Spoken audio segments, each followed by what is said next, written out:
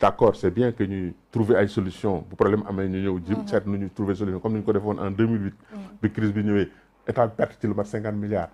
opérateur économique perte lu mat 100 milliards ci loo xam ni mënoon nañ ko éviter parce que 2003 man bi ma dajeeg Ablaye Wade dama ko waxoon ni ko organiser waatal libéralisation bi faj ko niñ ko libéraliser baaxul da nga dem ba dootoo gis benn acteur sénégalais bu ci nekk su boobaa bu ceeb bi manqué ci réew mi doo xam koy waxal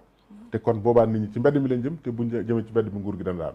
mu ne kon dana organiser conseil présidentiel organiser wu ko ba yàlla def crise bi ñëw 2008 mu waat ma mu ñëw ma ne ma léegi lan mooy solution ma ne ko amul solution subvention rek nga mën a def plutôt suspendre taxes yi su doyul nga subventionné mu suspendre taxes yi ba tey prix bi cher ñu ne léegi kon da koy subventionné bu ceeb bi dëkkee plus de 280 différence bi état bi supportable ma loolu mun la yàgg moo tax dañ ci dawal tuuti rek mun la sotti ñu taxaw fekk perte nañ 50 milliards mais bañ taxawee brusquement commerçant yi nga xam ne aussi dañ ci nekkoon jënd seen ceeb yaakaar ne buñ ñëwee dañ koy subventionné ñu ñëw ñu dindi subvention yi prix bi mu leen di koon cher te marché bi ceeb subventionné moo fa nekk xam nga kon prix bi ñu subventionné ngay mën a jaay donc perte bi loolu moo tax ñu perte ñu nit lu toll loolu ñu perte te loolu yëpp mën nañ ko éviter suñu déggoon wax ji nga xam ne moom la laan waxoon su fekkoon déggoon na ko jël mesure wala jël kon xaj na loolu du ñu dal waaye defu ko ba yàlla def nag loolu dal ñu bi mu passé nag mu ne ma nag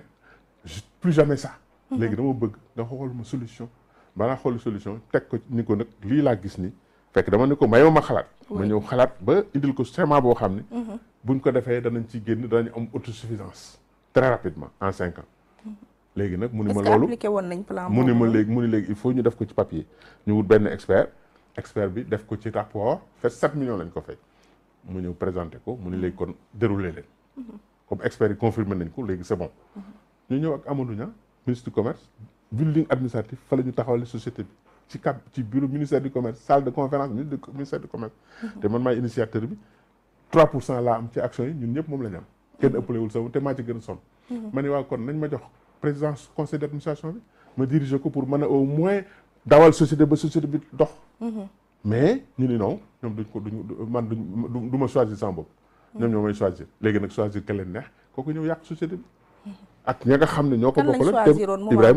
Ibrahima Diop la ki nga xam ne war na goro Abdou Diouf te doon këru Yacine Diouf boobu kooku moom lañ nommé woon mu nekk président conseil d'administration kooku man lu mu xam ci ceeb léegi nag mu daal di ñëw alors xaalis booba ñu jël recruter ay directrices ak ay oto ay bureau ay te commencé goo liggéey te li koy doxal sax fàtte nga ko muy société bi taxawal nga ko ay capital 500 millions mais 500 millions boo libéré car bi boo ñëwee la ngay yor ay 125 millions est-ce que mën nga cee liggéey dara ma ne leen liy doxal affaire bi am nañ capital 500 millions objectif bi mooy état daf ñuy jox exclusivité pour commercialisation padi bi nañu ñun actionnaire yi ku ci ne na nga bind de caution solidaire pour société bi pour que société bi man bu demee ci banque yi ñu ne ko ñii kat ñooy actionnaires yi c'est des personnes crédibles léegi ñoom signé nañ ni buñ lebelee société bi buñ fayul ñoom danañ fay part bi ñu am ci capital ñu ne ñoom duñ ko def te loolu moo doon yoon wi buñ defoon loolu banque buñ fëgg mu ubbil ñu te danañu fa accompagner léegi nag ñu daal di jël capital booba ministre du commerce ne waaw comme yéen ne ngeen xam ngeen affaire bi mën ngeen ko doxal man du ma leen wax léegi Moussa Tall wax na li mu wax ngeen ni doon ko def léegi na acca mais chaque fois buñ ñëwee réunion fañ tolloon nañu toll duñ bouger kon hausse bi amoon avant départ du président Wade ci loolu la jógee hausse des prix yi amoon non avant départ Abdoulaye Wade hausse boobu manque d'organisation moo ko indi parce que comme li riz parfumé bi ñuy libéraliser nit ñi dañoo dem indi parfumé xam nga libéralisation bu amee qualité bu ne la ñu indi basmati ak lu ne mais ceeb bi ñuy bay fii ci réew mi riz local la mais ceebu parfumé bi ko indi mooy libéralisation bi ñuy indi ay di indi ba far ñu indi parfumé nit ñi mos parfumé bi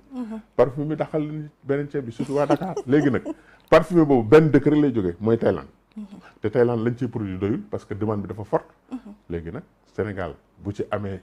bu fekkee ne par demande bi dafa forte par rapport ak offre bi prix bi day yéeg léegi loolu moo tax mu nekk un produit de luxe toujours day cher léegi nag état bi ni moom du subventionné riz parfumé riz de luxe mënu ko subventionné li mën a subventionné mooy riz ordinaire te riz ordinaire bi dépassé gul niveau ba mu nekkoon ci année 2008 ci crise 2008 280 loon kilo bi waaw 280 le kilo moom la woon en gros tey mu ngi ci 260 kon àggagul ci niveau ba mu nekkoon ci crise 2008 moo tax ceeb bi bi ñuy def ci suukar bi defuñu ko ceeb bi dañ ko bàyyi ni mu meloon tel quel. kon ceeb bi prix ba mu amoon 2008 moo gënoon a cher. moo gënoon a cher bi nekk am 2021. oui 280 la woon à l'époque. subvention yi 280 la woon te léegi mu ngi ci 260 kon des na 20 francs ba tey. waaw mais pourtant nit ñi nee nañu dafa cher instant bi. parfumé bi rek moom moo naaw. parfumé bi moo dem 400 francs mosul dem ci 400 francs parce que 360 la. dem na ba 500. voilà am na ci benn gamme détail boo xam ne 500 day la. dem 500 mu ko loolu moo koy indi. lëkkaloo te ko indi nag mooy parfumé la te à l'époque parfumé mi ngi woon 500 francs.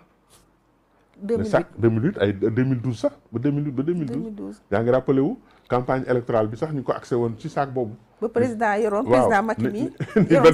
saaku ceeb 25000 lay jar. loolu est-ce que jaadu na booba mais àggaguñ foofu ba tey. tey ñu ngi ci 400 francs le kilo donc c'est 20 000 francs mais booba nag dafa nekkoon un cas exceptionnel mooy manque d'organisation bi wax comme ceeb bi maanaam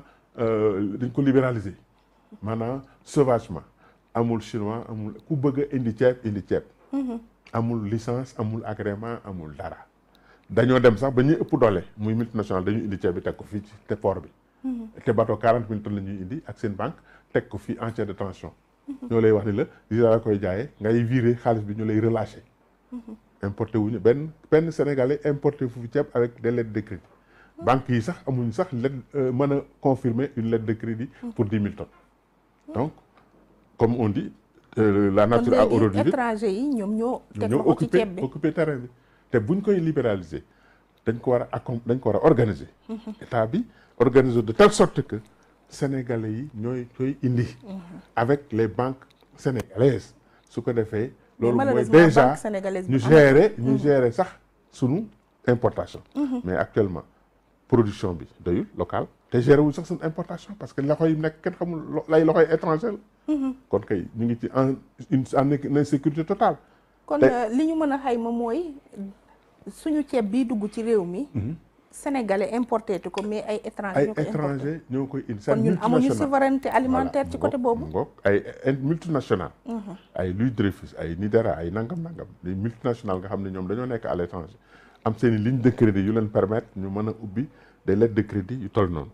mais tey banque sénégalaise bu mën a ubbi lettre de crédit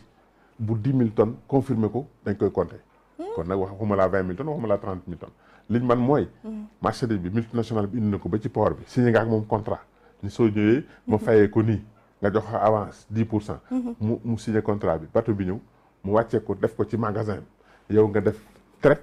ci sa banque wala nga viré xaalis bi jox ko wala nga def traite avalisé ci sa banque moom jox ko mu escompté nga supporté frais yi mu relâché la marchandise boobu nga dem dédouané jaay ba mu jeex nga defaat noonu ba bateau bi jeex. kon banque yi banque sénégalaise bi financé wuñ ceeb. importateur sénégalais yi importé wuñ ceeb. xamuñ sax fu ñu koy jëndee. ki ñu xam mooy multinational ba yor bureau Suisse wala Genève wala France wala kii Genève wala France wala Paris wala Rotterdam wala ñooñu ngay mën a waxal ñoom ñoo am capacité mën a financer. mën a jënd ceeb bateau indi ko fii Sénégal. pour leeral. ñu ñuy seetaan. importateur sénégalais importé tul ceeb. dañuy indi ceeb bi ba ci port bi. mu jëndee ko.